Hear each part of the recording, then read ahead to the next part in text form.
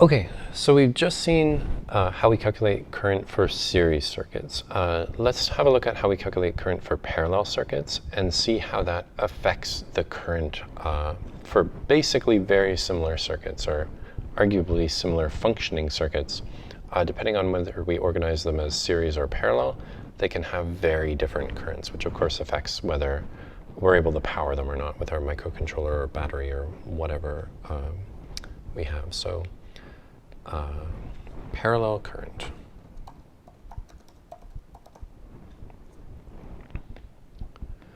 Okay, so you might recall that the parallel resistance is a little bit counterintuitive. 1 over resistance parallel is 1 over R1 plus 1 over R2 plus 1 over R3, and so on and so forth. And so if we want to calculate the resistance of a parallel circuit, we have to use this reciprocal relationship. And so we can plug this into Ohm's law to find the current for parallel circuits, which basically just means it's going to look like this, right?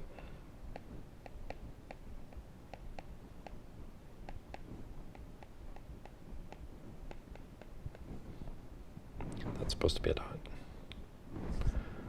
Dot, dot, dot.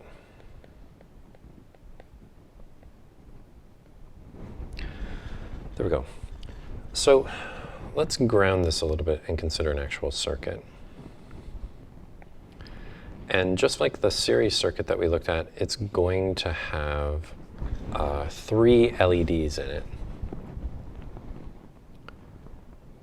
But in this case, we're going to arrange them in parallel. And so we'll have to see if I'm better at drawing them up, down, or left, right. There we go. And so we have our LEDs, and we have resistors, and then these all meet down here. And we're going to measure the current of this circuit. And so let's also draw in a current meter. There we go. Okay. And let's make our schematic a little bit more annotated here so that we remember the polarities of everything, just to sort of help us along. Remember, this is the negative side, negative, negative, negative, negative. The negative is the line side of the LED. These are LEDs, so they have little tiny lightning bolts. Oops, that's supposed to be a lightning bolt. There we go. And these, of course, all have names.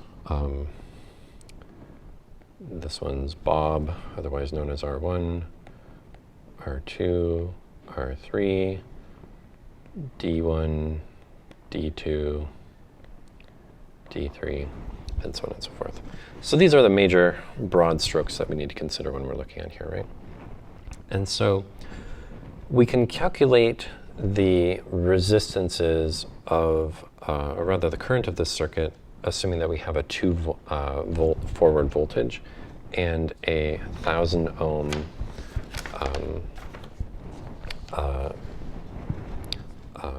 resistor in line. And so, there we go, we don't want to scooch it up too much. And so if I current is equal to V over 1 over R1, 1 over R2, 1 over R3. where we know that 1 over R1 and R2 and R3, again, we're setting R1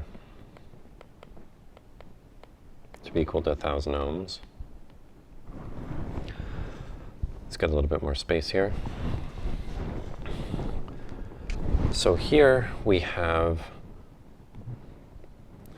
1 over 1,000 plus 1 over 1,000 plus 1 over 1,000, which is 3 over 1,000. And our voltage here, the question is, what is our voltage? And so Kirchhoff is basically in full force here. We have to consider each loop basically independently to consider what our voltage is. So there's one loop. And if we consider this loop, we have the 9 volts generated. We have only the 2 volts forward voltage here. And so the resistor has to soak up the rest of the voltage difference, or the 7 volts here. And so V in this case is going to be 7 volts. So I then basically becomes 7 volts divided by 3 over 1,000, which ends up being somewhere on the order of about 21 milliamps. So we have our current for this circuit. Now, before we go through and build this circuit in the simulator to get an example of what that looks like, there's something that I'd like to point out. This circuit here has 3 LEDs in it, and it lights up 3 LEDs. That's all it does. The series circuit that we just looked at also lit up 3 LEDs, and that's all it did. Because they were configured differently, one takes 3 milliamps, one takes 21 milliamps. So the circuit that's configured to take less current is going to last a lot longer than the circuit that's configured to take more current. And so if you have to have multiple loads, multiple things that take current, it's important to know how to organize them so that you understand that the way that you've organized them has given benefits and drawbacks in terms of current. In some cases, you just can't organize them in series.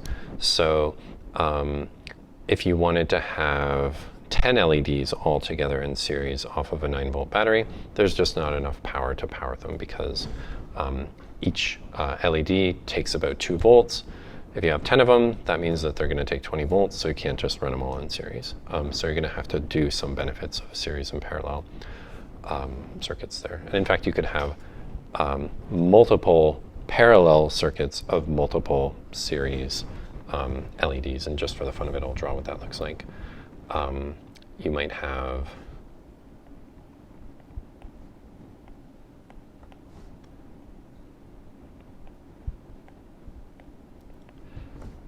circuits that are basically organized in this way. This is called a series parallel circuit.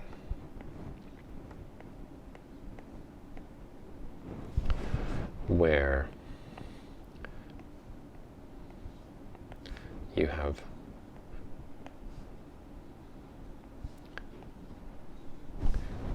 LEDs that are configured both in series and in parallel. And so you have D1, D2, D3, D4, D5, D6, D7, D8, D9. The total amount of voltage required for each one of these lines is 3 times the forward voltage of each of them. So nominally with a 2-volt forward voltage, that's 3 times 2, or 6 volts. And so then that means that the resistor down at the end, the current limiting resistor, just needs to take into account whatever your voltage source is. And our examples, that's often been 9 volts, minus that sum of the forward voltages, so 3 volts here.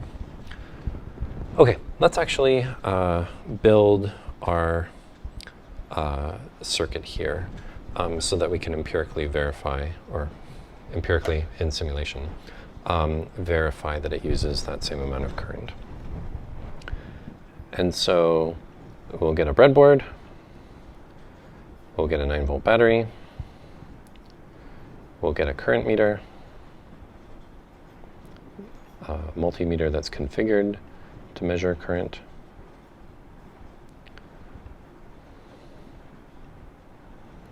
There we go. And actually this one's going to be a little bit, we don't want to make it too messy. So let's move it down to the bottom part. And then we'll have an LED there, an LED there, and maybe I'll scooch them over here, and an LED there.